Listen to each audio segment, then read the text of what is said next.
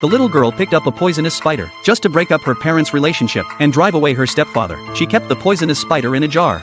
And then something strange happened. Unexpectedly, the spider could imitate the girl's voice. Then, Ellie caught a cockroach and threw it into the jar. At that moment. Cool. However, late at night, the spider quietly took action, but its target was not the girl. It crawled through the ventilation duct and arrived at Ali's grandmother's room. Fortunately, the spider was too small at the moment. It could only eat small things. So the parrot became the grandmother's scapegoat. The next morning, screams came from the grandmother's room. Sweet Jesus, what the hell happened to it? The grandmother thought it was a mouse, but the stepfather didn't think so. That night, he went to Ali's room and saw the jar on the table. Trespass. Ali's appearance interrupted the stepfather's observation. She lied that she wanted to rest and sent the stepfather away. Then she took out the cockroach she had caught to feed the spider. Then she glanced at the spider. It had grown so big. Awesome. It was late at night again. The spider escaped from the jar again. This time, it came to the landlady's house through the pipes. Wankai discovered the abnormality in the pipes and let out a loud cry to warn the owner. But the owner thought it was too noisy and threw it out. Then the woman came to the kitchen.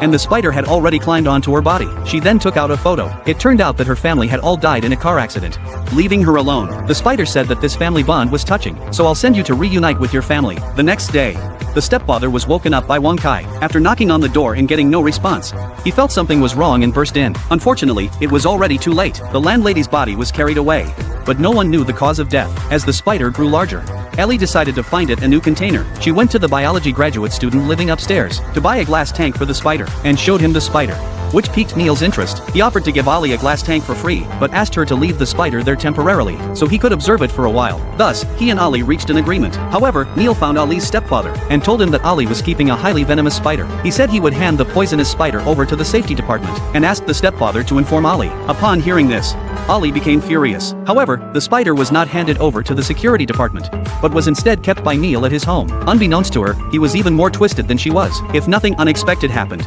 something unexpected would happen. After the spider grew and broke out of the tank, it quietly returned to Ali's room, but it did not attack Ali. Instead, it targeted the stepfather and mother who were arguing. Both parents were killed, but Ali didn't notice. It wasn't until Wankai's commotion that she came out to check, but it was already too late. She shouted for her parents at the pipe opening. The spider heard her and quickly approached her. She immediately blocked the exit with a cabinet. Hiding in the corner, unsure of what to do, she didn't notice what was behind her. At that moment, her 1-year-old brother was also grabbed by the spider. This time, she was truly desperate. Suddenly, she thought of a way to save everyone.